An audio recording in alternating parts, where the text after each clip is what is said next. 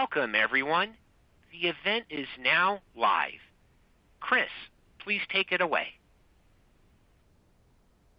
Welcome, everyone. My name is Chris Paoli, editor, and I am pleased to be moderating our first session, as well as welcoming you to our AWS Security Insights Summit, brought to you by Sunry Security and Alert Logic. The editorial staff of AWSinsider.net and Virtualization and Cloud Review have worked hard to bring together some of the best independent experts on this topic, so we really hope you enjoy it. Before we start today's event with these three great sessions, we do have some announcements. First, we wanted to let you know that this event is being recorded and will be available for future viewing. You'll receive an email in the next few days when the replay is available. Second, each of today's three sessions will be followed by a 5 to 10 minute Q&A. So please be sure to put your questions into the Q&A area of your console as they come up, so we can get them answered for you by our experts. During today's third session, we will be giving away a high-end home espresso maker, but you must be present to win. So be sure to stay on for the entire event. Finally, we do have resources from our sponsor, Sunry Security and Alert Logic, available on the console right now. So please download and check these out. It's because of Sunry Security and Alert Logic's underwriting of this content that we can bring you this summit. So we thank them for sponsoring and supporting the community and ask you check out these resources. Now on to the first session of today's summit, AWS Cloud Security Best Practices. This session features Carlos Rivas, Senior Solutions Architect. Carlos has a background in software development and has worked as an independent cloud consultant, helping migrate California community colleges to the cloud. He is currently an AWS instructor, and you can find his work on LinkedIn Learning, Cloud Academy, and Udacity. Take it away, Carlos. Thank you so much, Chris, for that wonderful introduction, and hello to everyone. On the screen here, you can see my LinkedIn. And I always like to start by mentioning that because I love to help people out. So if you have questions regarding this presentation or anything cloud related, feel free to connect with me and reach out, and I'll be more than happy to help out. So yeah, I have a good one for you today. This is the never-ending topic here in the cloud, which is security. This is, like I said, it's a never-ending topic. In fact, just recently, AWS reinforced the conference. Just came off with a bunch of new features and everything. I think I have one that I'm going to mention near the end, and I just remember another one. So as you can see, this is a very, very fast evolving topic. So as you know, it's a never-ending, how can I put this? The hackers are always trying to be one step ahead of us, so we're always, have to have all these libraries and technologies and things that we have to use to make sure our work is safe, because we don't want to end up on the news, because our infrastructure was breached in any way. So, but today we're going to concentrate on the topics of DevOps, DevSecOps, and application security, especially around deploying that infrastructure and making it secure and building your applications and so on. So with that in mind, let's get started. Oh, and of course, I'm going to have a Q&A here at the very end of this presentation. So yeah, if you see something that catches your eye or something like that, just go ahead and type it in the questions, and we'll be happy to talk about that near the end. So let's get going here. I always like to start with my base architecture. In this case, it's going to be a microservice type of architecture. I always recommend this as my baseline, right? Because especially when talking about security, having a microservices architecture as your foundation, it makes everything so much easier to go from there. So keep that in mind. Essentially, microservice architecture is a variant of the service-oriented architecture. Essentially, what you're doing is loosely coupled services and components, and those components essentially talk to one another in a secure infrastructure that you deploy. These components obviously are going to need security mechanisms. They're also going to need environment variables that contain, perhaps encryption keys and API keys and secret values to access cloud resources and things like that. And all of those, you're going to need to secure and be able to make them available to your application in one way or another. That's pretty much going to be the whole of this presentation. So just keep that in mind. When I say microservices, I could be talking about a Docker container, for example. And it's essentially the same if I use those terms.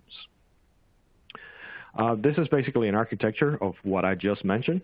You have, let's say, you have an inventory microservice, an accounting microservice, a shipping, and a store microservice, all those, and you have those formatted in a REST API type of way. Essentially, they receive information, let's say in a JSON format from a given source, in this case, let's say a mobile client, right? And in this type of situation, you would say, hey, I want to process an inventory request from this mobile client, let's say an end user, for example, but you don't want to do it unless you have the necessary permissions to do so. So in this particular slide, what I'm showing is that you can just pass a JWT, which is a JSON Web Token, which is a security mechanism pretty well known in the world of microservices. And this JWT is essentially generated and validated by your authorization server. In this case, you have a mobile client that calls the API gateway and say, hey, this is who I am. And depending on who the person is, it could be an employee, an administrator, it could be a customer. They're going to get a different JWT, and this token is going to have, obviously, different permissions depending on who they are. They may not be able to access inventory, for example, if they're an end customer, but they will be able to access the store to place an order, for example, in this case. So yeah, it's a very simple, well, not super simple, but it's a very reliable, simple architecture that you can rely on. And there are many ways to implement this. One that comes to mind, you can use a library called OAuth, or you can use in AWS Cognito, for example. You can use many different things and to get to the same result. So keep this structure in mind if you're a software developer or somebody that's designing an architecture or solution for a company. You could use something like this. It's a very simplistic and yet it's quite a secure way of doing things. So yeah, keep this architecture in mind, at least for the development part of your applications. Moving on from here, of course, I just mentioned that you could use certain libraries to accomplish this, but doing so is going to expose you to dependency management.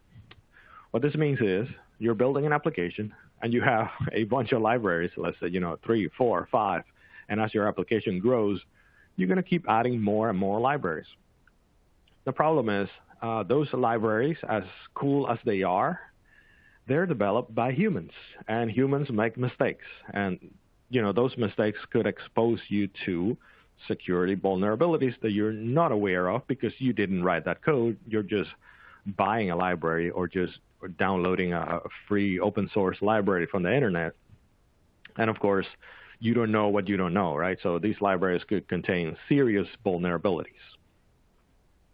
In this case, what I recommend to deal with this situation is a library management or dependency management tool. And what it's going to do for you is going to make sure that these libraries are safe, that, whether you need to update them to the latest version or not, depending on certain situations.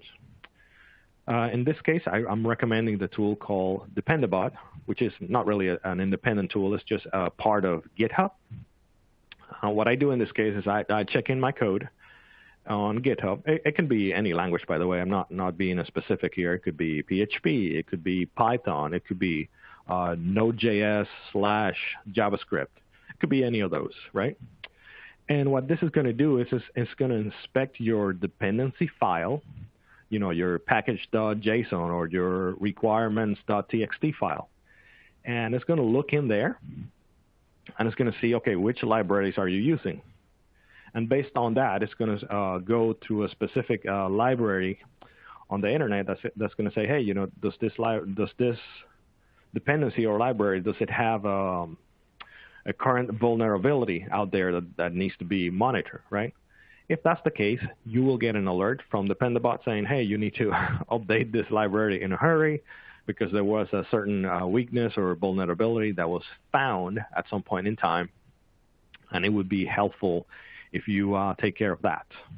This is more or less how that works in the background. It will essentially check. There's the box here that says update checker. You see that it says npm and Python. Like I said, it could be Java, PHP. It doesn't matter what it is. But yeah, it's going to create a pull request for you on your repository. And what it's going to do is, hey, we recommend that you go from, in this case, from 4.5 to 4.6, for example, because the 4.6 fixes a certain vulnerability that you had in the past. If that's the case, then all you need to do is accept the pull request in your repository, and that's it. Then next time you build your application, you will build with the latest version of the library. This is really good because, like I said, we can have a dozen or more libraries that our code depends on, and we don't know this, but one of those could be a potential security breach into your system. So something to keep in mind there. Now let's switch gears a little bit about credentials. When I say credentials, I mean anything that's sensitive for your microservices or your application overall. So it doesn't necessarily mean a username and password. It could be an API key, a secret key, an encryption key, something like that. Some of those components that are quite sensitive and that you don't want to be exposing everywhere, right? So yeah, like I said, it could be anything pretty much, an SSH key as well. It could be, and those things, they are sensitive. You just want the actual application component that needs them, to be able to use those. You don't want those things to be all over the place, or even worse, put them in a common location where everybody can go get them. You just want them to be always least privilege access. Just the actual component that needs those secrets should be able to access those. This is more or less what it looks like when it comes to the actual usage. You could have secrets that are tied to your code repository. For whatever reason, you need them for a build process or something like that at the very top level. More often than not, you're going to need them in the next step, which is the CI/CD step. Obviously, if you have like a Jenkins or AWS code pipeline or something like that, building your application, more often than not, those services are going to need access to certain secrets. Like, okay, I need to be able to put this file here. Once the code compiles, we need to be able to place this binary in a certain location. So, of course, your CI/CD process is going to need access to that situation. The same thing for anything that needs decryption. Obviously, you're going to need the encryption key to be able to do that. The same thing with, I mentioned SSH. Let's say that you need to access a worker node or something that is there ready to build at all times. Obviously, you need to connect to it, and that's going to need perhaps an SSH type of connection, or you're copying a file over there. Another more common example is AWS S3. When you generate, let's say you generate an artifact, a zip file or a jar file if you're using Java, you're going to need to be able to place this artifact in an S3 bucket. So that S3 bucket is going to require access to it. So you're going to need an IAM user or something along those lines from AWS that actually has the permissions to access this repository.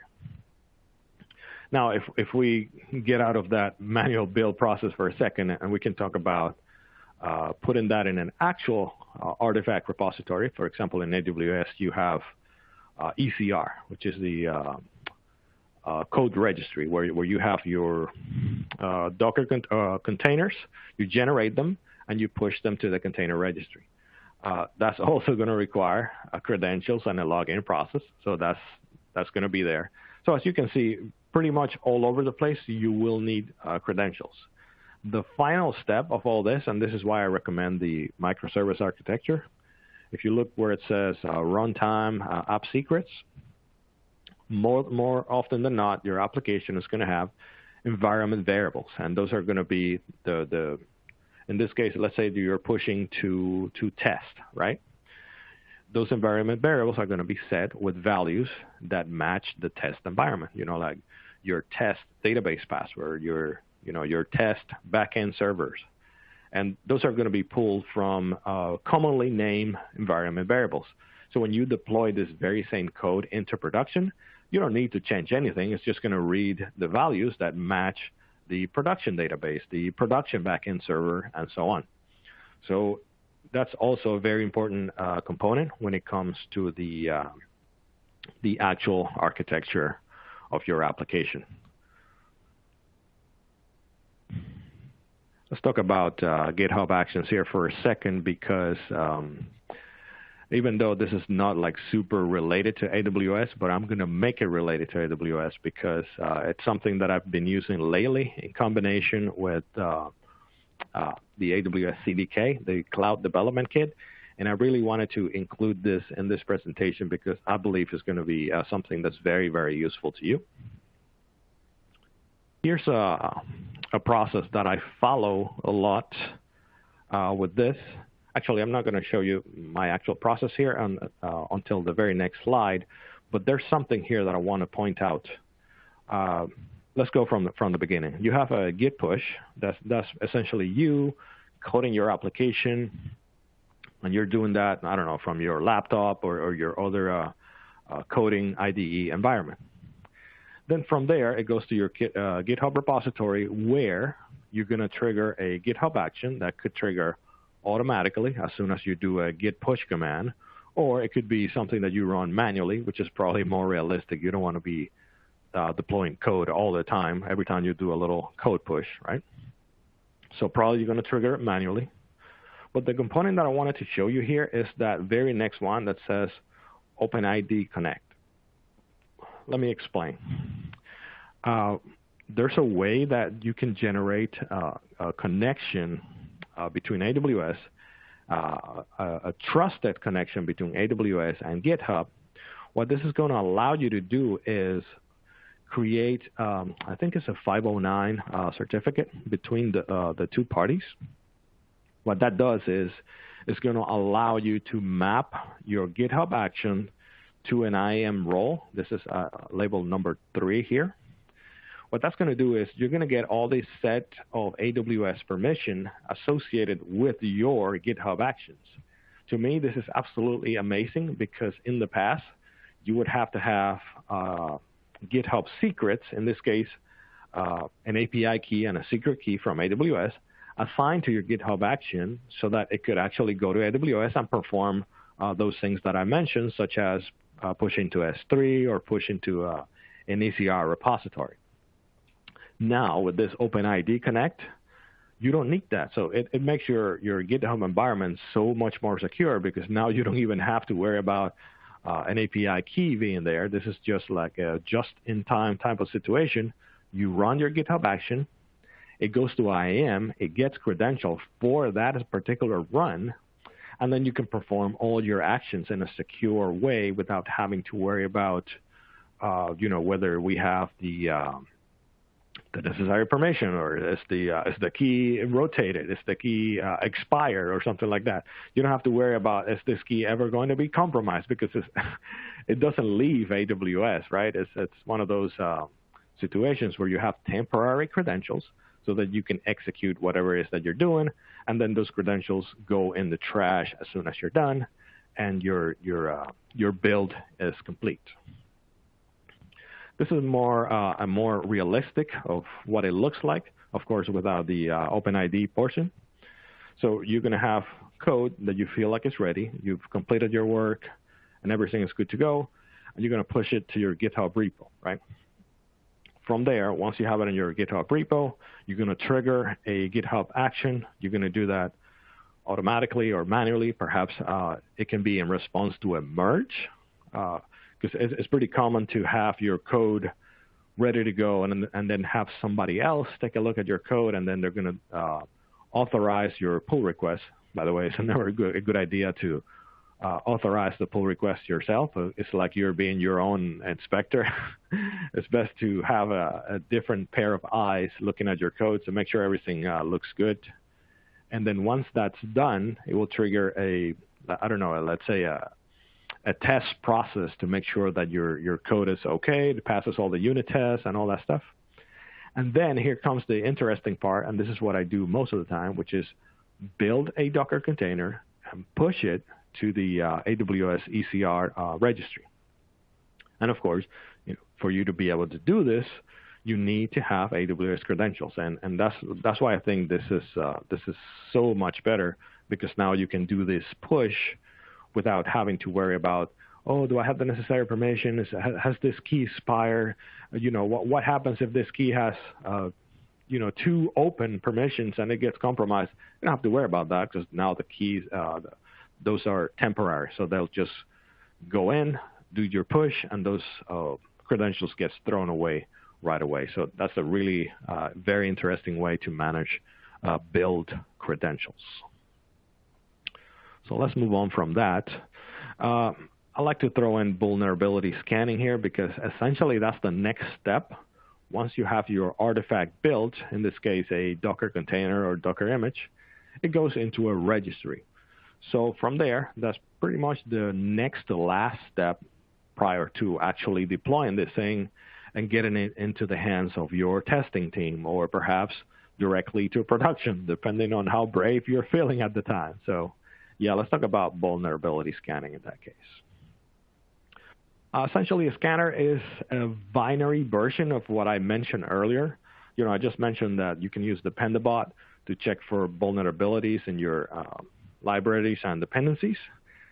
This is essentially doing the same, but it's kind of doing it after the fact. Now you have a Docker image, and we want to make sure that this Docker image is built out of safe components, okay? It's essentially doing the same thing, but from a different point of view, or I would say further down the line in the DevSecOps sequence. So it's going to look something like this. We complete our push image into the repository. Now we have our microservice now turned into a Docker container, and it went into our repository. So what happens there? So in there, you're going to have a scanner, and this scanner, what's going to do is it's going to say, okay, you're using this Apache or this Nginx base image from Docker to build your container. Let's take a look at this image and compare it into the CVE database, and let's see if there's anybody else reporting any issues using the same image that you're using. Images that are very popular are the, I just mentioned, Nginx, Apache. You have anything related to Node.js or PHP. All those very popular computer language are going to have some sort of platform that it's a go-to.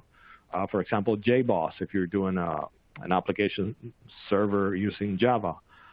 Tomcat as well is really popular for microservices. So all those images that are used millions of times a day by many, many people, because they're so commonly used, if they have some sort of vulnerability, it's going to be well known, and it's going to be published in one of those vulnerability databases. So the job for your scanner is going to be to go in there, check, and make sure that those things are safe to use. If not, you just like we mentioned with the Dependabot, you can stop your deployment process, or you can just get an alert saying, hey, this doesn't look great. You might want to take a look here or upgrade to the latest version where there was a patch release to cover that issue. So how do we do that?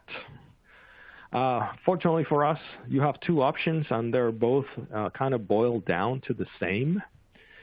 So the container registry, or ECR, already has a built-in functionality in AWS where you can put your image in there and you can have a scan process occur in the background. You don't have to do anything, just configure it to happen.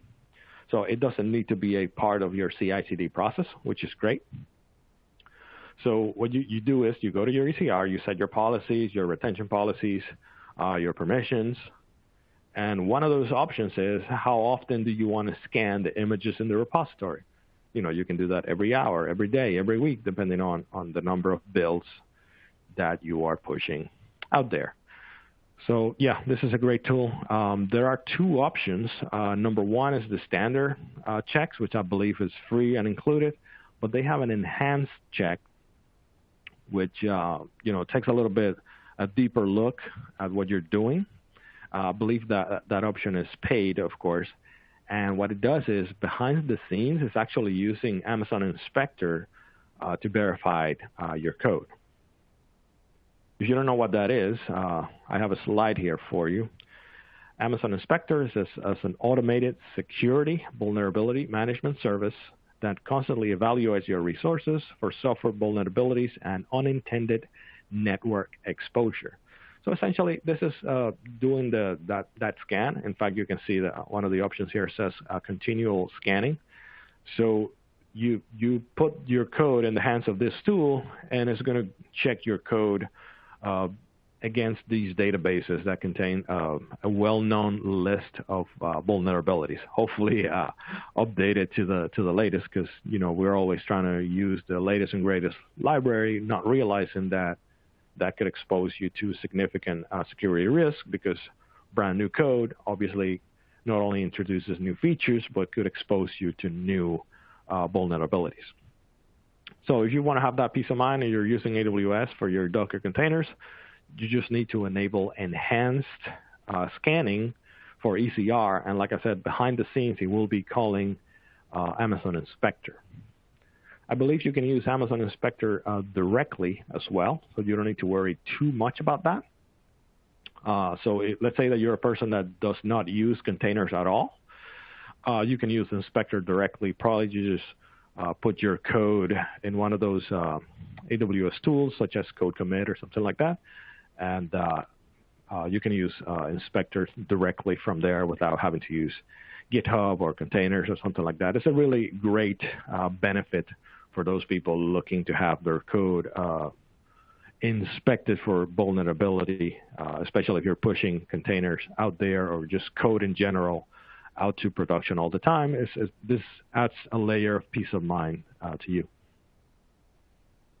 Let's switch gears a little bit more to the infrastructure side, moving away from code now. And we're going to start with encryption. Encryption is usually like one of those things that must be number one on your list, whether I'm talking about encryption at rest or in transit. Well, actually, in transit is like the number one thing. In fact, probably all of you know right now that if you put a website out there right now, any website, it could be like something super simple. And if it doesn't show that little padlock on your URL on the top bar, people are going to feel uneasy, especially if they have to type something in, like a credit card or some other sensitive information. If they don't see that padlock showing that you have, SSL or TLS enabled, they're not really going to trust you, right? So encryption is a very, very important topic, especially if you have public-facing web services. So why is that? Well, if you have a server out there, you can pass traffic back and forth. But the problem is, if you're using unencrypted HTTP traffic, you are exposing yourself to, this man-in-the-middle attacks, where you could have somebody, grabbing your network packets, and just, if they are raw data, if they're not encrypted, they can pretty much intercept your packets and basically rebuild your entire conversation, which could be passing your email, passing your password through there, and they can capture that. So that's the reason why encryption in transit is absolutely a must. So how do we encrypt that? Well, in AWS, we have the AWS Certificate Manager, which as long as you use it for AWS resources, let's say, a CloudFront distribution, a load balancer in front of your web server, if you use it for those type of resources, it's absolutely free. You don't have to worry about that. The only downside of that tool is that you cannot use it for your own EC2 machines. So if you're exposing an EC2 server directly by yourself to the internet, you cannot export the certificate outside of Certificate Manager to be able to use it in your EC2. So in that case, I recommend Let's Encrypt. You can find that at let'sencrypt.org, and they basically provide you with free SSL certs that you can use for your own EC2 servers. If you're an Azure guy, you can use Azure SSL certificates, and I believe it's also free as well, as long as you use it internally for those resources there. Now, when it comes to encryption at rest, the go-to in AWS is going to be KMS, or the Key Management Service. Yeah, that's a great tool that you can certainly use for anything that has to do with encryption at rest. In fact, that's the default. So if you have something like a database, you would assign an encryption/decryption key using KMS for that. If you have the hard drives, the EBS volumes, or your EC2, you're going to be using KMS for encryption/decryption as well. That's a pretty reliable tool. You don't really need anything else, and you don't even need to know how to use it. As long as you enable it, you should be good to go. Of course, you need to learn how to manage those keys and make sure that those keys are safe, but that's a conversation for another time. So containers.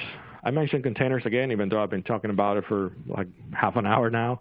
But this time is from the infrastructure perspective. This time you can imagine that they're actually already deployed and they're already running. So let's talk about that for a second. So you have an infrastructure. The infrastructure is going to be a bunch of EC2 instances, perhaps in a auto-scaling cluster, ideally. Or even better if you use spot instances to save a bunch of money, because you can have this whole cluster, and then in there you would deploy your containers. Right now, this slide is showing a Kubernetes deployment. To me, it really doesn't make much of a difference. Of course, Kubernetes is going to be slightly more complex because it provides the service discovery and load balancing and scaling and all that stuff. I prefer to do my own things manually, so I just use the traditional ECS, the Elastic Container Service in AWS, so I can manage my own thing, my own infrastructure and everything, and load balancers and all that. But just be aware that you can also use something like what you see on screen, which is the Kubernetes type of deployment. But essentially, it's the same thing. You need a good, solid infrastructure that is secure. Make sure you have all the firewalls enabled and just allow the specific traffic that you want only to the ports that you need open, of course. And you can obviously put a web application firewall in front of those ports as well to make sure that everything is nice and safe. So moving on from there, this essentially kind of summarizes what we've been through so far. You scan your image, using the process during the build, and post build using the other ECR enhanced scanning or standard scanning, whatever you prefer. Runtime security, it comes down to what I mentioned. You can have a web access firewall. You can have just the necessary ports that need to be opened. Those are the only ones that are accessible, and perhaps use security groups or NACLs or something like that to limit the specific ranges that can access your infrastructure, or use other components in front of your environment to make sure everything is protected. Now, when it comes to compliance, you don't need to worry too much about compliance in AWS, because most of the time you're going to be using the services that AWS already provides. What that means is, if you're using, let's say that you're worried about storing medical data. Well, there's a list that you can go and say, okay, can I use S3 for medical data? And then you're probably going to find, yes, S3 is HIPAA compliant. And as long as you're staying within the guidelines and don't expose your S3 bucket to the world, you should be fine. So there are certain services that already meet, those compliance regulations, such as PCI and HIPAA and all that stuff. So just make sure that you double check with AWS to see which services meet or do not meet the requirements that you're looking for.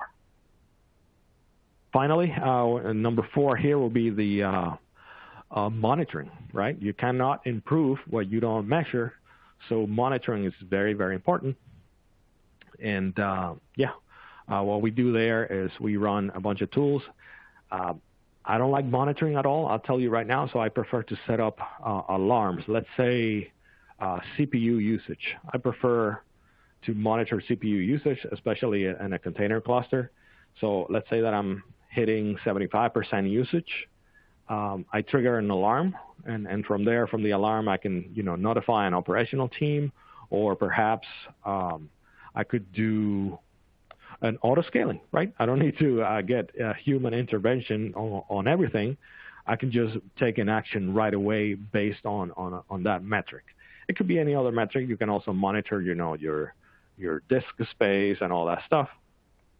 So I wouldn't worry too much about that. Just make sure that you have this automated properly from the get-go, so that later down the line, especially when you're in production and you have a ton of users, you don't have to be in front of a computer 24 hours a day making sure that your application is running properly, okay?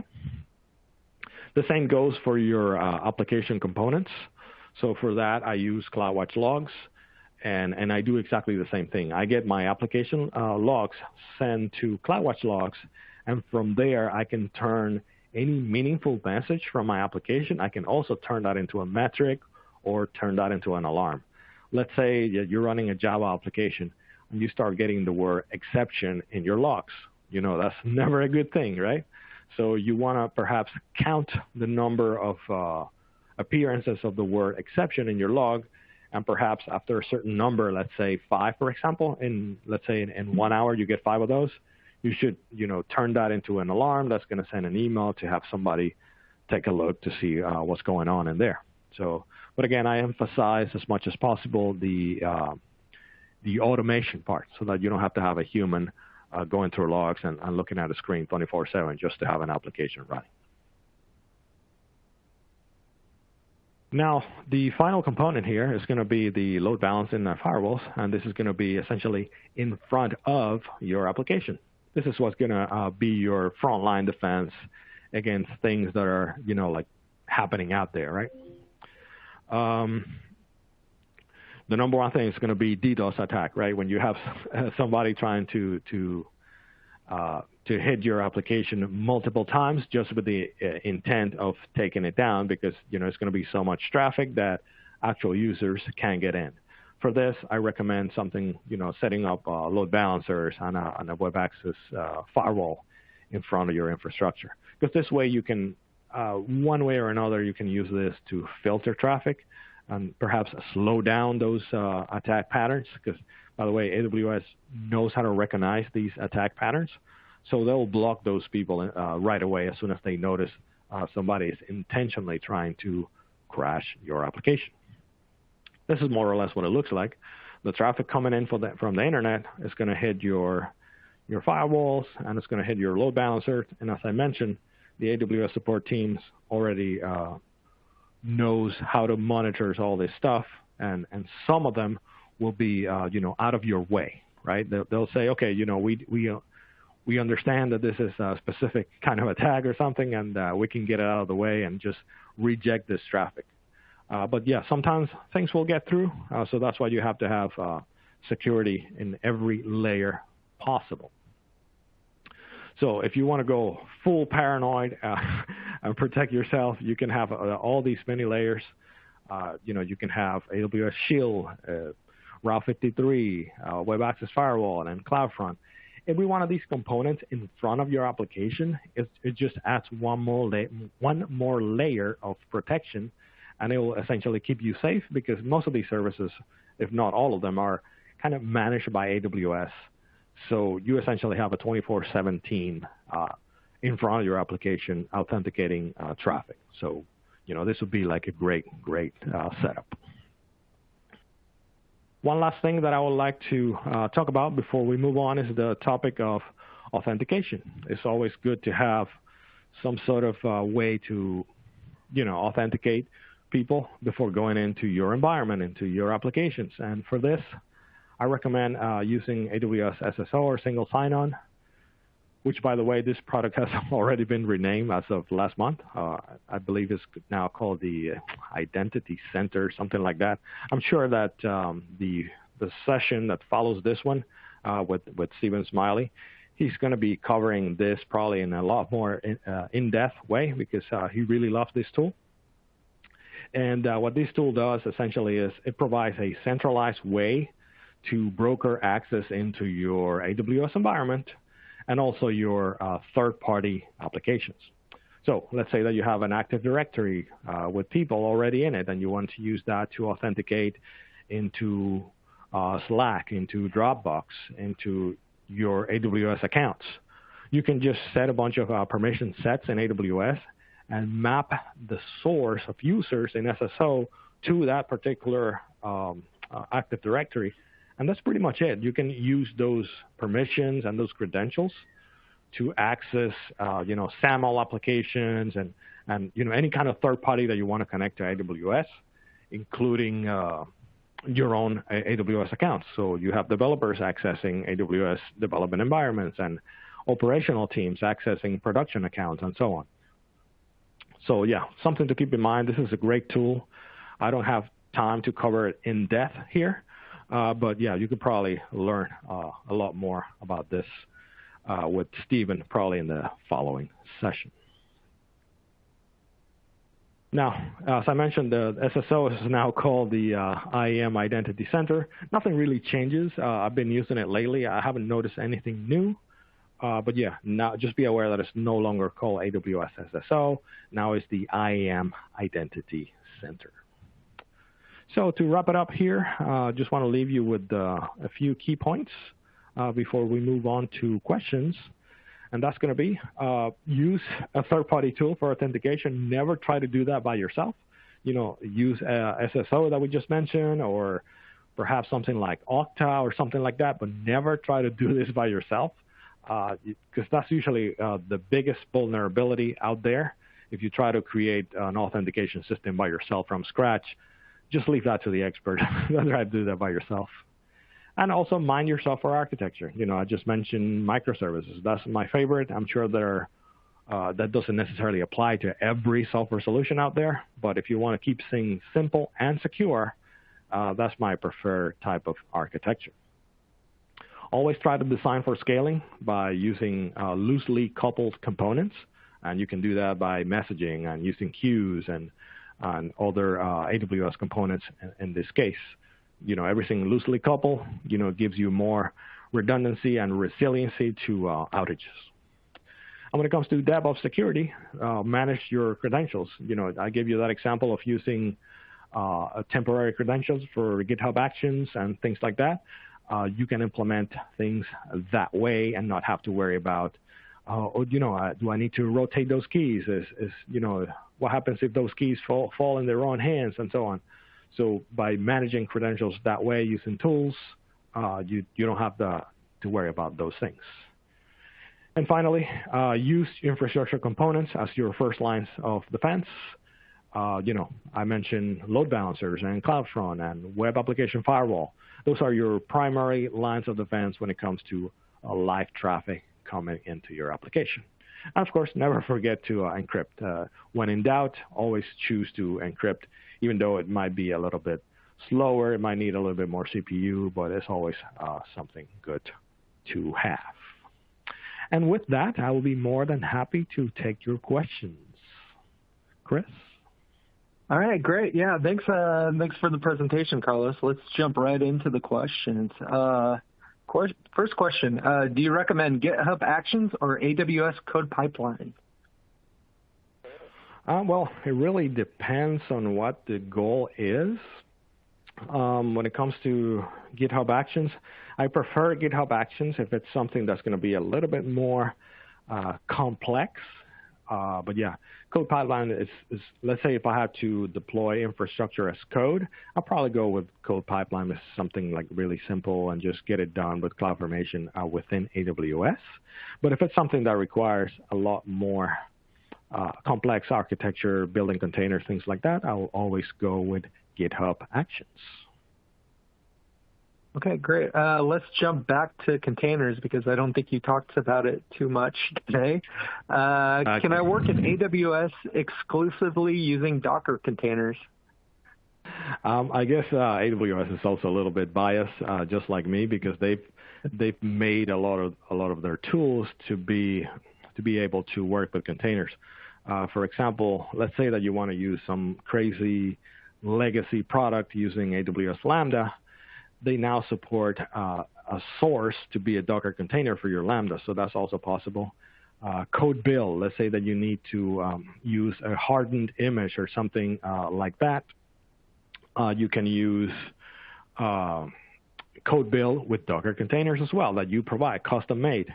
And the same thing goes for many other services. You know, AWS really supports the use of containers all over the place, so you can definitely use that exclusively.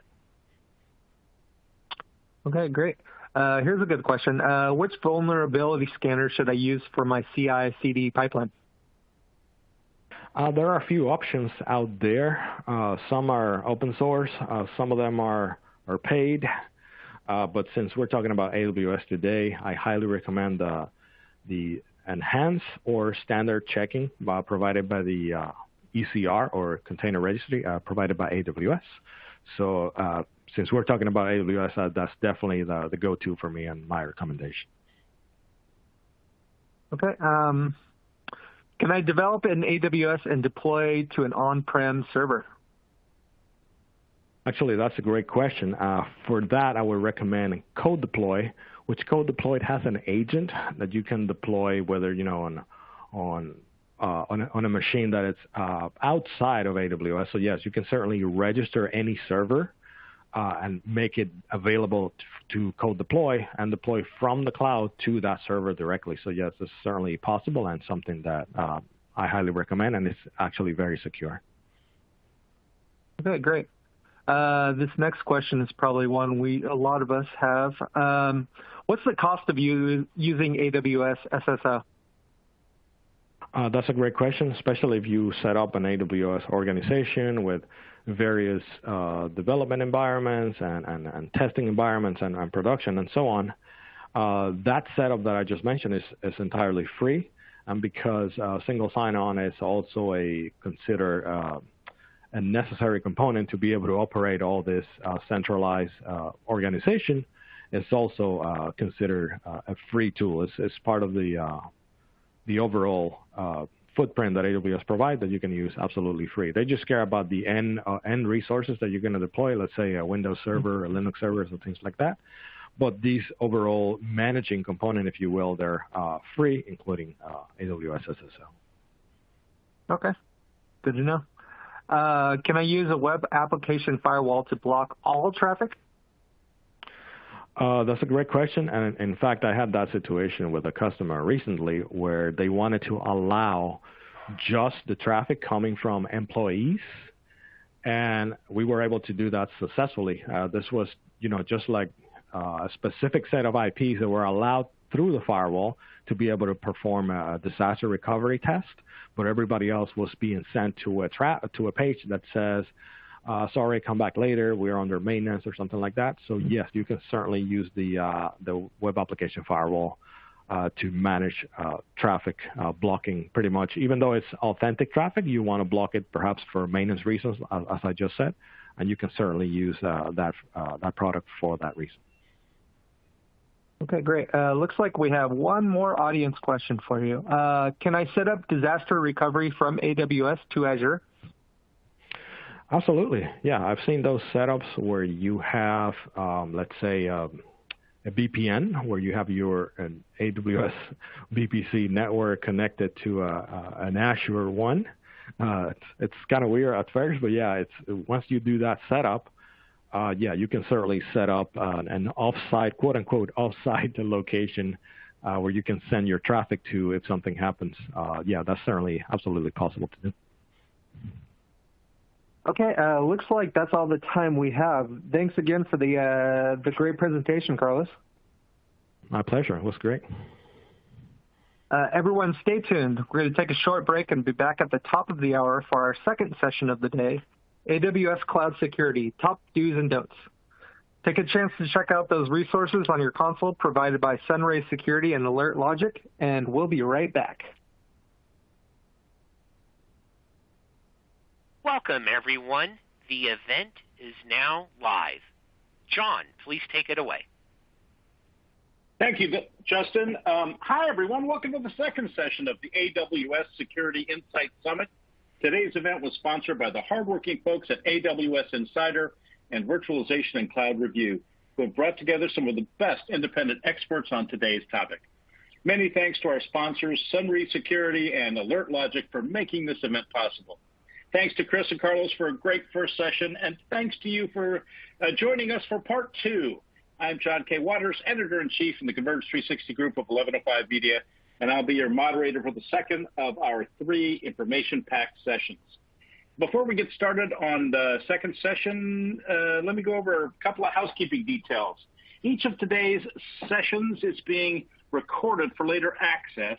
Keep an eye out for an email with a link to that recording. It'll be coming your way within the next few days. Each of today's sessions will be followed by a 5 to 10 minute Q&A. You can type your questions into the Q&A box at any time. Please feel free to add your questions as they occur to you throughout the summit. We'll do our very best to get to all of them. Our sponsors have provided some extra resources that can be found on the right-hand side of your screen.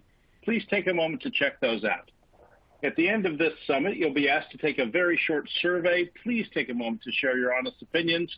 Our editors actually read every comment. I'm one of them, so I know it's true. Your opinions help us to shape our future events. And last but not least, at the end of the third session, one lucky attendee will be receiving a Breville Barista Pro stainless steel espresso maker, 3-second heat up time, precise grind dosage, and a 15-bar Italian pressure pump. My God. But you must be present to win, so stick with us. Now let's get started with our second session, AWS Cloud Security Top Do's and Don'ts. For this session, we've called on Cloud Security Architect Stephen Smiley. Stephen is a consulting director at ScaleSec, where he leads cloud security advisory and engineering efforts. A former military intelligence officer, he balances strategic, tactical thinking to help his company's customers accomplish their objectives. Steve, I've moderated many sessions by Stephen, so I know that you are in for an awesome session. Take it away, Steve. Hey, thanks for having me today, John, and welcome to all of our audience today. I'm talking about a topic today that's near and dear to my heart. At ScaleSec, I do AWS Cloud Security day in and day out. We do all sorts of things like build tailored landing zones in AWS for people newly adopting AWS. We help set up secure engineering foundations with infrastructure as code and CI/CD pipelines. We help people assess security of environments. That's a really common one. You've got something and it's evolved over time and you need a comprehensive look. That's something we do. We can help you set up security and compliance programs. So all sorts of things there. And because I do that day in, day out, I see a lot of do's and don'ts that I'm happy to share today, right? And I also want to point out that, we also work a lot in Google Cloud, and I feel like personally that's given me this much broader perspective that I hope to bring to you guys, looking at different cloud providers and different technologies, so I can help you navigate the right ways to use your cloud provider. Before I get too far into it today, I would like to invite the audience to, enter your questions into the Q&A box, whenever you'd like. I will do my best to keep an eye on those, but I'd love to address your questions as they come up and not necessarily have to save them towards the end. And I would even invite you to just let me know in the Q&A box, like, what are you building in AWS and what are your security challenges? Because I would just love to have a conversation about that. And if you want to take it offline, I'm happy to follow up with you and help you out. I just really love this topic. So please reach out to me however you're comfortable with. Today, I have on the agenda 9 of my top things that I think are important and kind of underrated. So I know in the previous session, Carlos tried to talk about a lot of broad concepts, What I'm trying to talk about here are some of the things that I think people are really overlooking, and I'd really like to encourage you to start doing a better job with. So our first one today is inventorying accounts. We set up multiple accounts in AWS. That has been a best practice for a while now. We know that accounts are the strictest segmentation boundary between things. And so the first thing that I will say you really don't want to do is put any sort of workload in your management account. You really just want to use that for management things, service control policies, organizations management. Maybe that has stack sets that deploy to many other accounts, resources into them. But you really don't want to put anything in that management account. You don't want any potential for that to be compromised, and then it can affect the other member accounts. So don't put anything in there. The other thing is don't create root accounts with individual persons' email addresses. I see this all the time. Someone goes to create an account and they, it's in their mind, it's going to be for them. So they go and they create, Steven's account.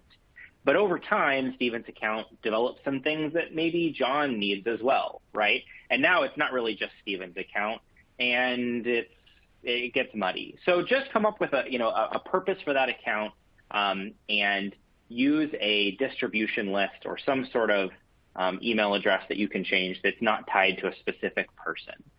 The other security reason for that is that email address can reset the password on that root account. So you really don't want that going to an individual. You want that to be monitored and controlled and not going straight to a person. And unfortunately, I see this all the time. So take a look at your account and see what the root email address is. The other part of inventorying an account is just designating who's responsible for each one. It starts out you've only got a few accounts, and maybe it's not that big of a deal. But over time, you get more and more, and you're not really sure, who do I talk to if there's an issue in this? So set that up in your inventory. The other thing to do is be cognizant of how you're securing the root password and the MFA device on your root users for every single account. I think you should have that in a password manager, and MFA, generally the best practice is to set some hardware device and keep that in a physical safe. But you can manage that with a virtual device as well pretty effectively. But that's just definitely something that you want to have figured out. And every time you create a new account, you want to make sure that password is set, secured, MFA is set and secured, and then just kind of forget about it unless you really, really need it in those rare cases. And the other one is bring shadow accounts under control. By shadow accounts, what I mean are accounts that people create that are not under your management. Oftentimes I see these, a salesperson sets up an account because they need to see what something looks like on the inside, or a developer is having trouble getting one set up, so they just set one up with their work email address. The problem is you have no visibility into that. You have no idea, what's going on in there. So bring those under control. One of the ways of doing that is that you can actually ask your AWS account manager to look up accounts with your company's domain and say, hey, tell me all these. And they might come back and say, oh, look, John and Steven each have separate accounts under their names. So go bring those under control. And also another way to look at that is to look at expense reports. If people are expensing AWS costs, that gives you an idea that they're not being paid for from the central management account. So set up a little spreadsheet like this and just have an idea of what it is. You can't secure it if you just don't know where it is and what it's doing. Okay, so inventorying accounts. The next one is set up access with temporary credentials. In the old days, a few years ago, AWS had IAM users that were, okay for human access. Really, we try to avoid that as much as possible now, and even avoid them for service accounts if we can. So the better way to do it is to use IAM Identity Center, what was previously called AWS SSO. I think they just changed that about a month ago. And that will vend temporary credentials for your human users. So that's a much better way of doing it. But also for service accounts, you can use temporary credentials in a variety of ways. So depends on what you're trying to set up. But if you're setting up CI like GitHub Actions or GitLab CI, both of those support the OpenID Connect protocol. So you can set up OIDC that will use temporary credentials for that exchange. And you can also use the new capability of IAM roles anywhere. I'm not going to go too deep into the details of that, but if you have something on-prem that needs to get temporary credentials, that's a great way of doing that that doesn't require having permanent credentials. And the risk there is that those permanent credentials can be sitting out there for a long time without compromise, and then they can get picked up and used, and they won't expire. So temporary credentials just make a lot more sense. Let them automatically expire, and then you know what's in use and what's not. If you want a little bit more, we actually have on ScaleSec, we have a blog about identity federation for GitHub Actions that goes into that in more detail. So I have the URL there on the screen. But definitely look into using temporary credentials everywhere that you can. Okay, the next don't ignore your AWS costs. And at first, it doesn't feel like a security thing, but it really is, right? Because the first thing that you might notice with weird activity is those costs, right? If you don't have any other way of distinguishing that activity from legitimate activity, then the cost might just be the indicator. So I really strongly recommend setting budget alerts, both on your organization and on individual accounts. That way you can see when something changes. Now, that might be a totally legitimate change, right? Hey, we're setting up a new workload over here in this account, and all of a sudden it's getting a bunch of new activity. You know what? There's nothing wrong with getting a notification about that and taking a look and just seeing that it's within your expectations. But if it's not, if it's out of your expectations, or if you have no idea why those costs are running up, then check that out. That might be a security issue. It might just be a cost issue, right? But overall, costs are a great way to see what's going on and see if something stands out. So get started with budget alerts if you aren't already. My next do and don't is around network topology. I see this a lot. I really think that you should not start building VPCs without a plan.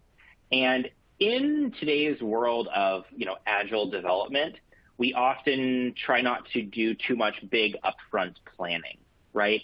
So it can feel intimidating to say, I'm going to plan a whole network topology. But what I'll say is you don't need to plan the entire network topology upfront. You just want to figure out what structure is going to work for you and your organization and plan for some expansion and management and what are your security requirements going to be. One of the reasons for this is that it's going to be really hard to move things later without interruption if you don't have a plan, right? So if later you say, okay, I want to move these, you're not going to be able to move them between VPC networks without interruption. So instead, if you set up some sort of structure, you can manage that. One of the most significant things is to think about your IP space and your IP addresses. So down the road, you're going to want to make sure that you don't have overlapping address space. And there's enough addresses out there for all of us in a private network, but we just need to plan and not all use the same CIDR ranges. And AWS has a really cool tool that I think not enough people are using called IP Address Manager. If you haven't checked it out, I really think you should take a look.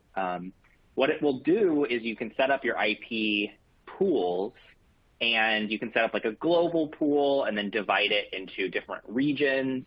And then you can set up, different pools for different, however you're setting it up. Maybe you want a different pool for production versus non-production, or however you want to set it up. And then when you go to create a new VPC, instead of specifying the details like, oh, I want this CIDR range, you just tell it, I want to draw one from this pool. And then it automatically sets up the right range, and it's registered in your IP address manager, and so you can keep track of it. I've got some screenshots here showing what that looks like. So you can see, oh, how many of these IPs are in use? What are the CIDR ranges? Are they overlapping? And you get a really good at-a-glance view of your IP usage. And I think that if you have a big enough organization, this will really matter. But even for a smaller one, there's really no downside to having this visibility and planning for that expansion. The other thing that you want to start planning for are your security requirements. So for example, do I need to centralize in my egress traffic and inspect it, right? So everything that's going out to the internet, do I need to inspect that with a network firewall? Well, if you plan for that up front, it's quite easy. But if you don't, it's going to be hard to change that routing without interruption. So consider that. I have a few example architectures here, and I'd be happy to talk about these more in depth. But this is one of the more common ones I'm seeing right now, which leverages transit gateway. And some of the advantages of this are that you can centralize access through a network firewall. You can centralize access to VPC endpoints, so you can have private access to some AWS services like S3 or Systems Manager.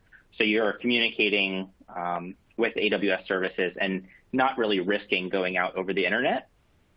But I will say that this like you can see the extra complexity here. In particular, there's a lot of complexity around DNS private zones, because in order for you to route traffic to private VPC endpoints, those other VPCs will need to know where those endpoints are, and so they need private zones.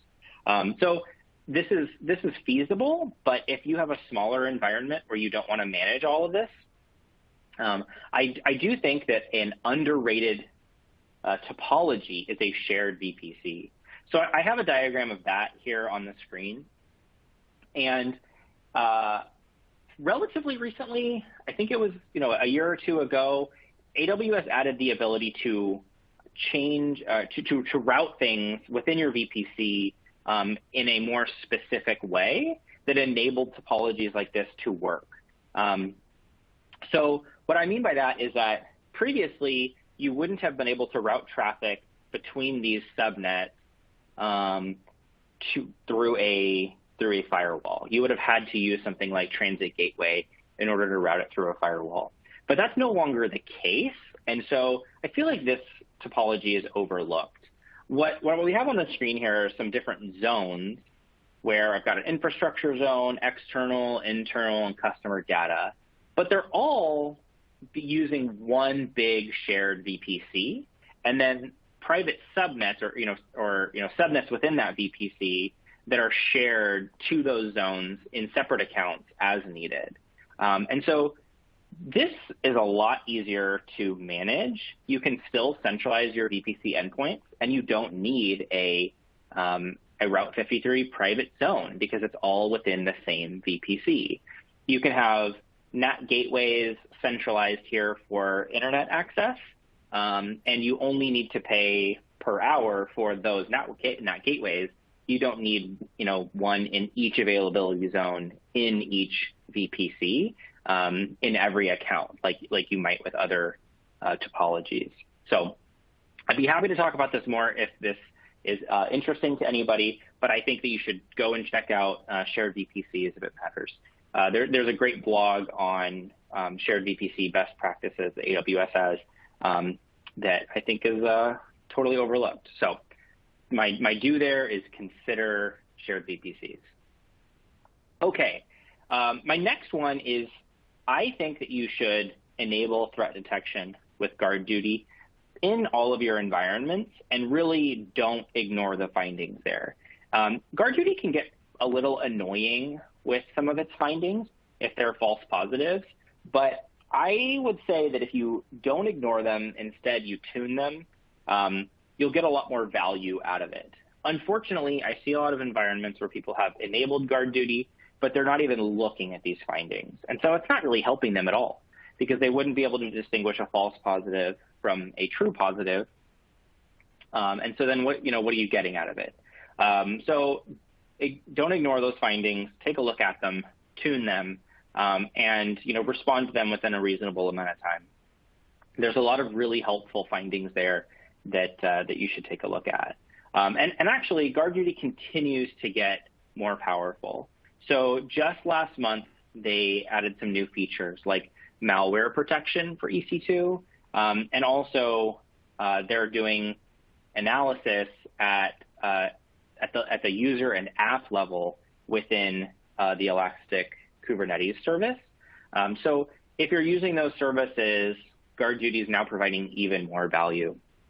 The malware protection that guard duty is able to do now is if it detects a finding, something anomalous coming from an EC2 instance, it will actually scan the data on there. So it's scanning the kind of EBS volume, your block store volume, and it can tell you, hey, I found a malicious file. So I have that on the screen here.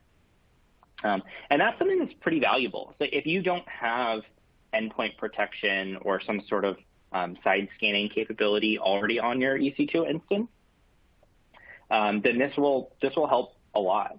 It's not really intended to replace endpoint protection or cloud workload protection services, but it's a good supplement, and it's great that AWS is continuing to improve that and kind of reduce our dependency on third-party products there. The other thing I would say is you should consider Amazon Detective. This is a service that helps you kind of automatically investigate findings and get some more context around them. And over time, Detective continues to get better, and it's more tightly integrated with guard duty.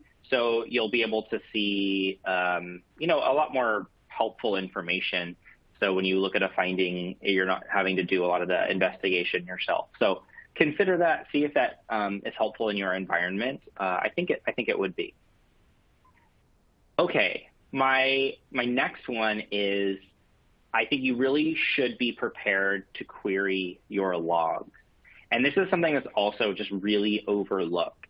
A lot of people enable logs. They'll turn on a CloudTrail trail, but they don't have a way of looking at them when it matters, right? So some incident happens or something where they want to investigate, and now they have to go, how do I look at these logs, right?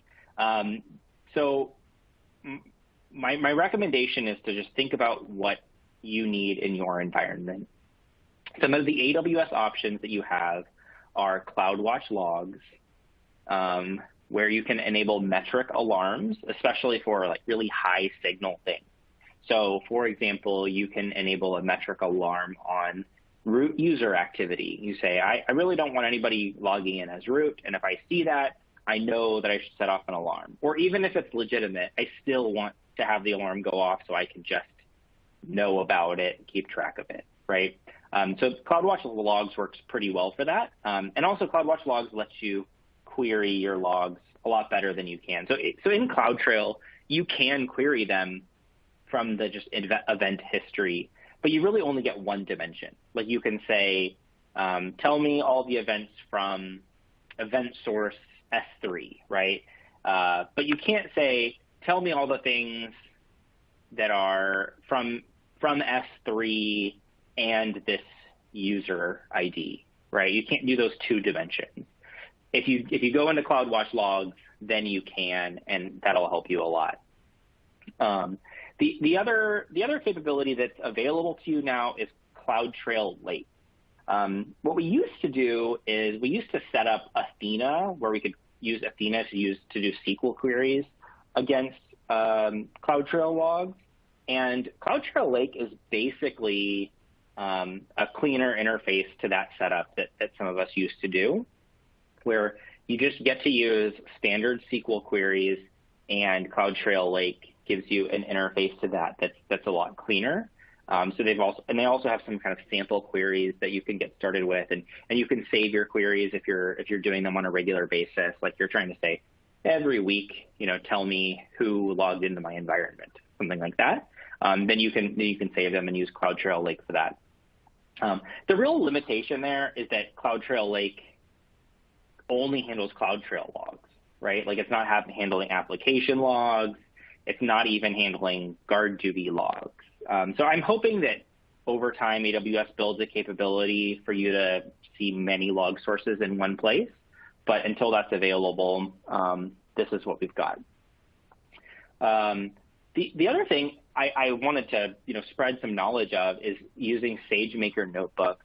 I saw this recently at AWS Reinforce just last month, where they use SageMaker, which is normally a machine learning service, but really it's just managed Jupyter notebooks. And they set it up where you're having SageMaker query CloudTrail Lake, but you are saving your playbooks, your investigation playbooks.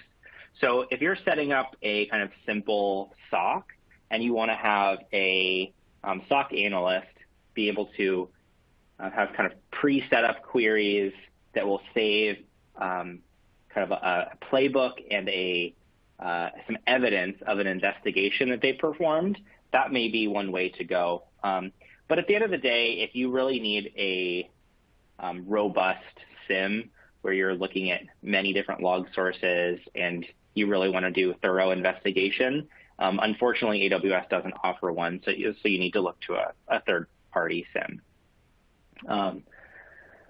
The other thing with CloudTrail is that I think you should make sure to enable CloudTrail data events specifically for S3 and Lambda. If you don't specifically enable those, then you won't see them.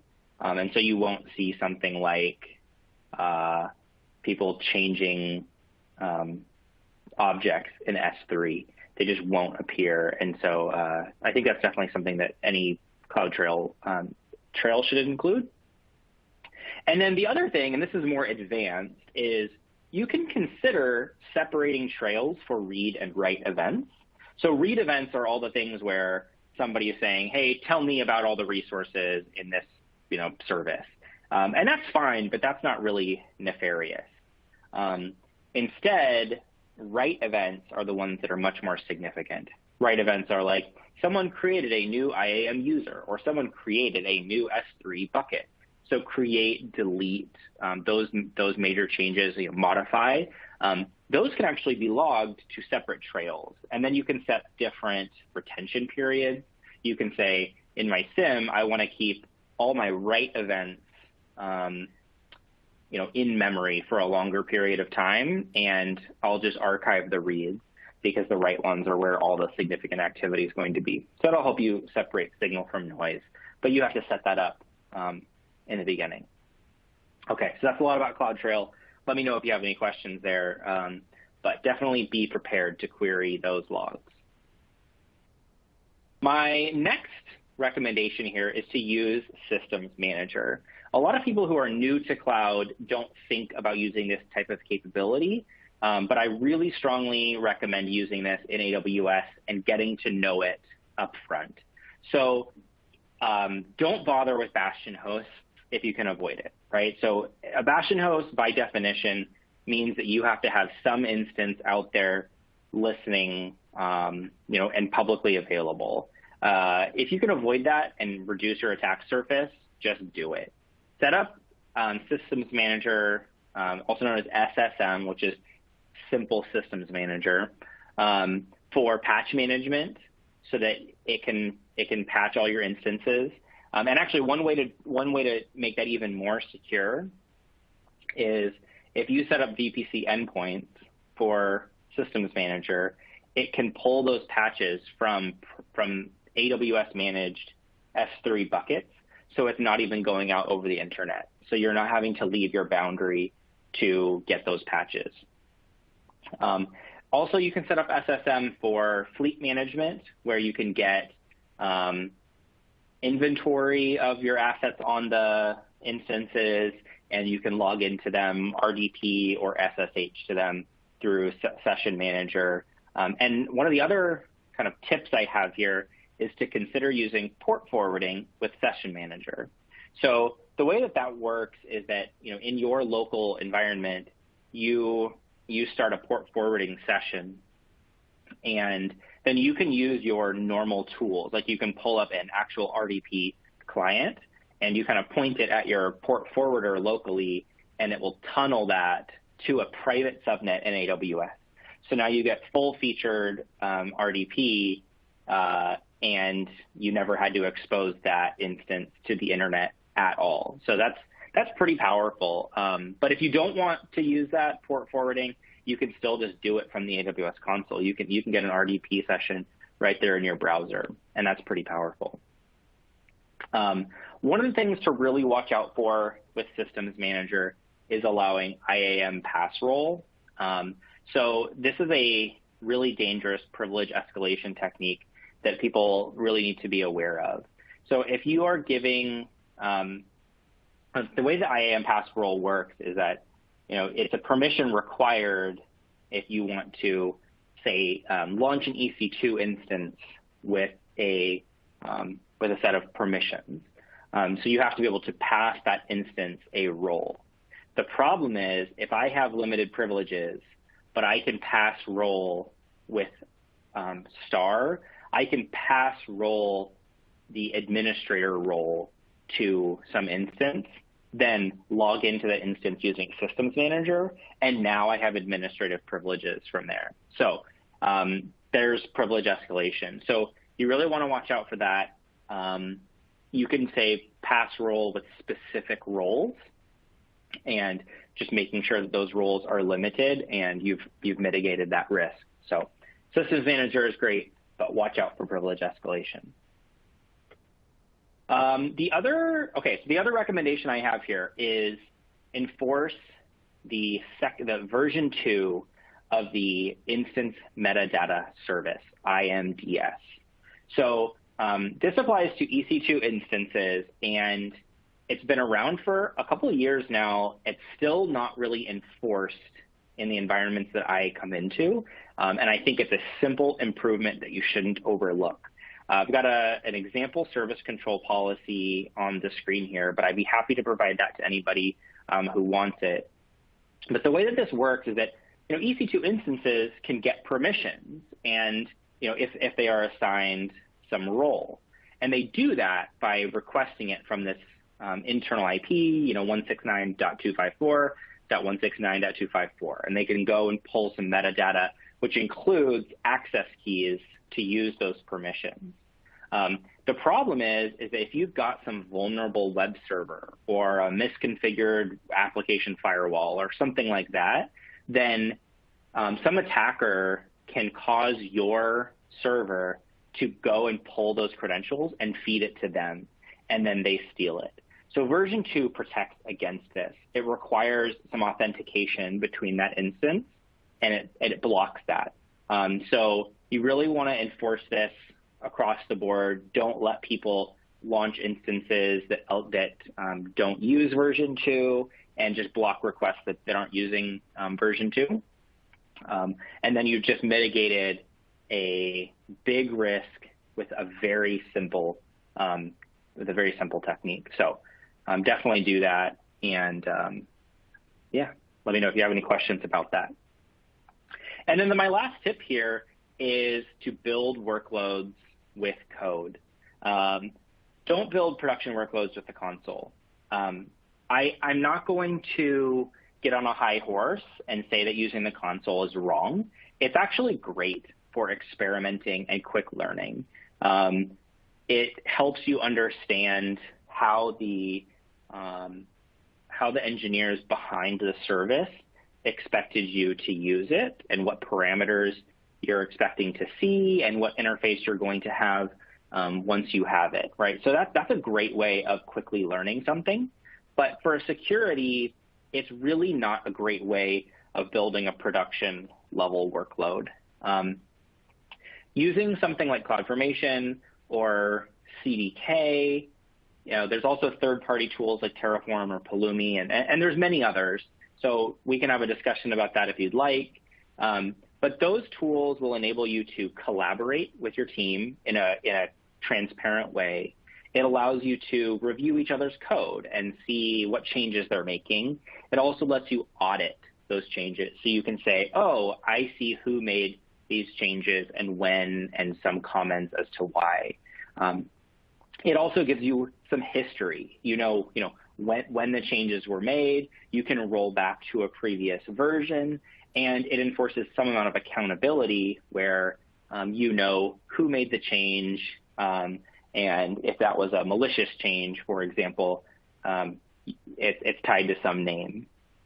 And I think most importantly, it enables recovery and reproducibility. So at some point, you may need to rebuild your entire environment. Yeah, maybe not the entire environment, but some component of it. And if your environment gets torn down, if you have it in code, you can recover from that much more quickly. And if you need to reproduce it in a second region, for example, you can do that with code much more easily. And these are all things that you should be prepared for before you need them. So building workloads with code is a really important way of being secure upfront. And it's also, once you get used to it, you're going to be actually much more effective and faster with continued development. So that is definitely my next recommendation. Okay, I know I went pretty quick there, but I'm open to any questions and answers that you've got. So let me know what's on your mind. Awesome, Stephen. Thank you so much. I want to remind everyone that there's still plenty of time to get your questions into the Q&A box, and we'll do our best to answer all of them. So our first question here is from Jim, and he is wondering, for a review, is there a tool to scan account access rights? Always want the least access rights, etc. You can see that any bots available to autocorrect and recommendation. So what do you think? That's a great question, Jim. There are actually several tools out there. Many of them are paid, and some of them are free, and I'd be happy to help you navigate those. But you're right. So we want least privilege access for everything, right? We want them for humans. We also want them for any service accounts. Actually, Palo Alto just recently released a tool called IAM de-escalate that you might look at. And it builds on top of some other tools that are out there. But the key things that it's looking for are these privilege escalation paths. So, sometimes you are deliberately giving somebody administrator access. And so you don't want this tool going out and, revoking your access because you are the administrator, right? But in a lot of cases, you may have given somebody deliberately reduced access, and you want a tool like this to go out and find those escalation paths and block those. So IAM de-escalate is a great tool for that, and that's actually, I think they just released that 1 month ago. But there's also a tool called Cloud-splaining that was put out by Salesforce, or really, an engineer at Salesforce, that will help you explore that. It's not going to automatically remediate them, but it will help you explore those if you'd like. I could go on. There's paid tools. So Ermetic is one, ERMETIC, where they are taking a identity first approach to cloud security posture management, where they're focusing on those policies and then trying to understand your cloud security from that perspective. I'm not going to specifically endorse their product, but that is one that's out there. And then I think that, any other major cloud security posture management tool is going to look for that and try to make some recommendations. The one thing that I will say is about auto correction or, auto remediation. I am hesitant to use that because I like to understand the source of that problem and fix the source, because if I don't fix the source, it's going to keep coming up. I do think that the auto remediation for especially high risk helps you mitigate that risk in the moment. but don't forget to go back and say, I've got some automation tool that is creating this problem. Let's fix that at the source. So yeah, let me know if you have any follow-up questions on that, but definitely stuff out there. Awesome, thank you. So here's a kind of a long one from Michael.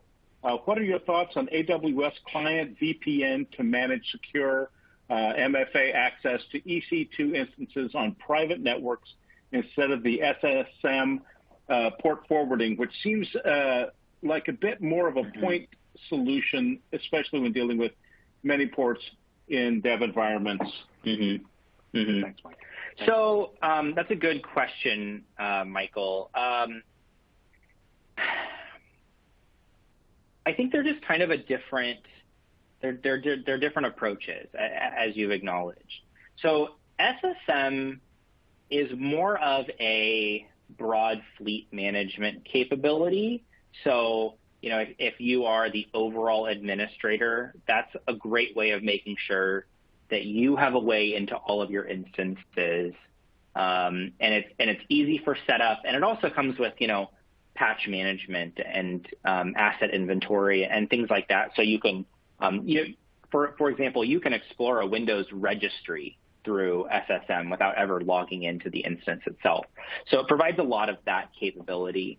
The client VPN works, but is not going to, how do I put it, is more for users who are not used to logging into AWS, right? So if I'm logging into AWS every day and I understand AWS credentials and so forth, I'm going to use SSM.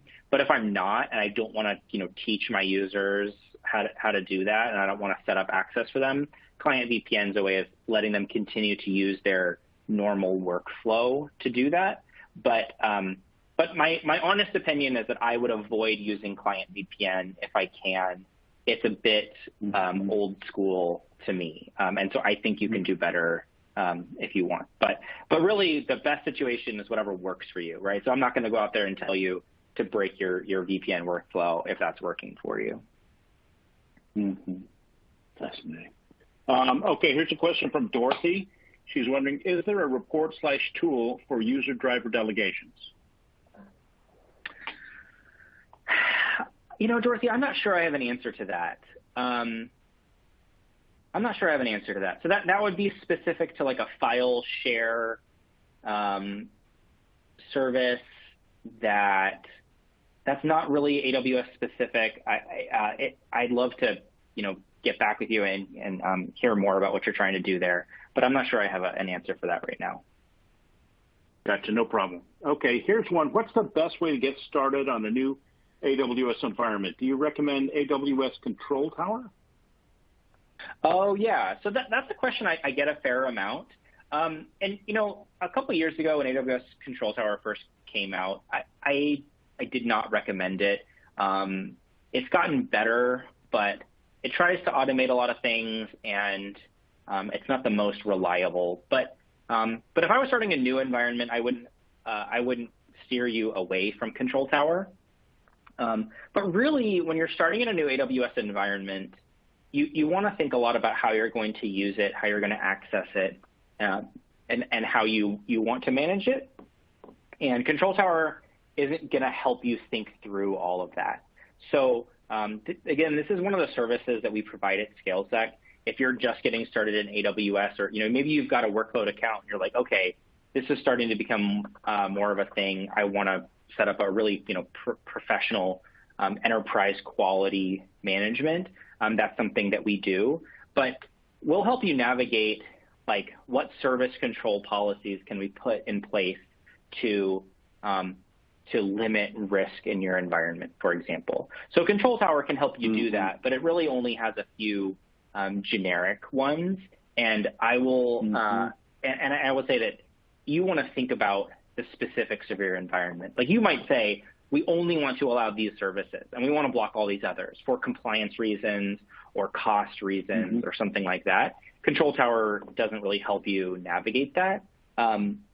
And you also want to think about access in your environment. You might want to think about how am I going to delegate access administration, Control Tower has this kind of weird integration with single sign-on where it creates users that aren't real users. I'm really not a fan of that.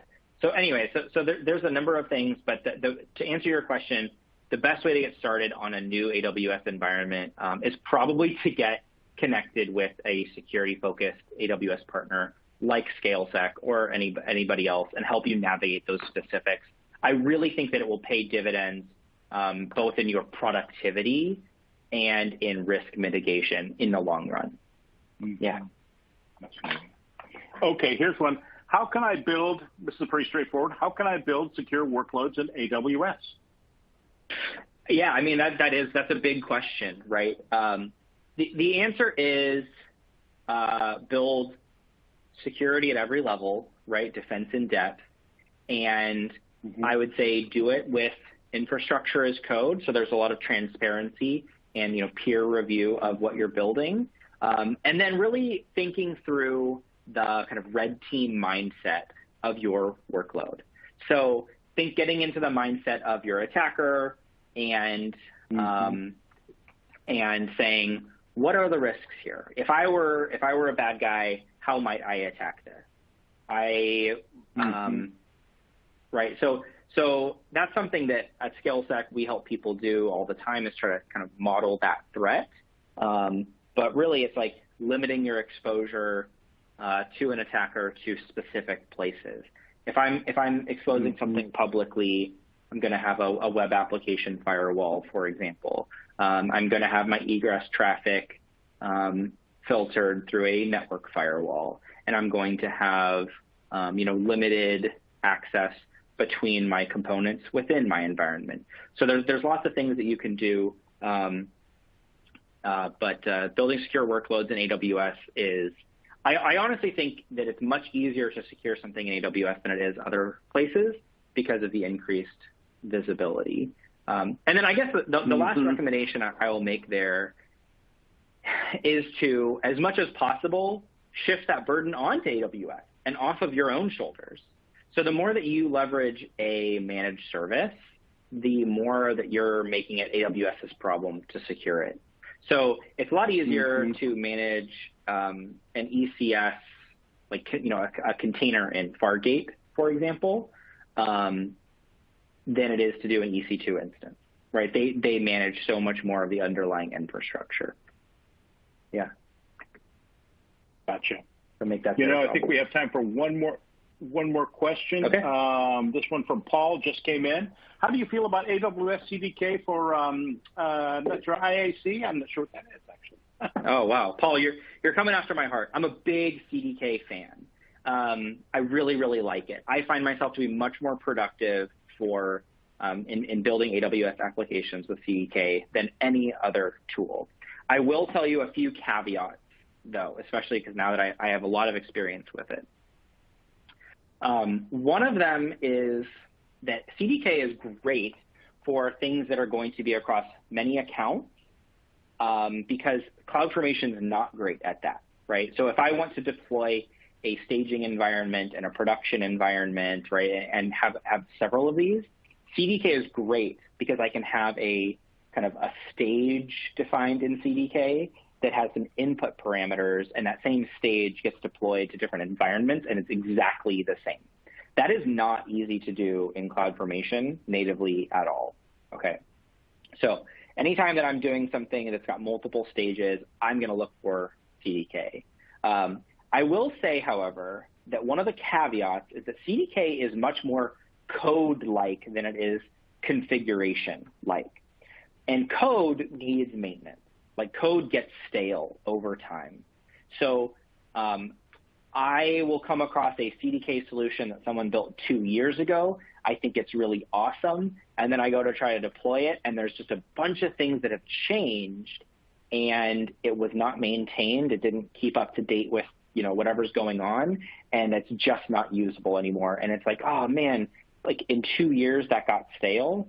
So that's not going to be a problem with a declarative CloudFormation template. It's just not going to, the APIs will not have changed. So So CDK is great for something that you're going to actively maintain that's for a big, production quality application. But for my simple utilities, like if I'm just deploying some simple resources into an AWS environment and I really don't want any extra headaches, then I just will go with a straight CloudFormation declarative template. So hopefully that answers your question, but I'd love to talk more about it. I actually have a few blogs out there on my blog about CDK. I'm a big fan of it. So, yeah. Looks like that's all the time we have. Let's see. So I guess the time went by so fast. So we're going to take a short break now, but we'll be back at the top of the hour for our third session, Hottest Third-Party Products, moderated by Gladys Rama, editorial director in the Converge 360 group of 1105 Media. Many thanks to Stephen Smiley for a great session and to our sponsors, Sunry Security and Alert Logic, for making it possible. Now would be a great time to check out those extra resources on your console provided by our sponsors. I'll be back, I beg your pardon. Gladys will be with you to moderate our third session and give away a Breville, let me try again, a Breville Barista Pro stainless steel espresso maker. God, this thing is beautiful, to one lucky attendee, but you must be present to win, so stay tuned. Back in a few.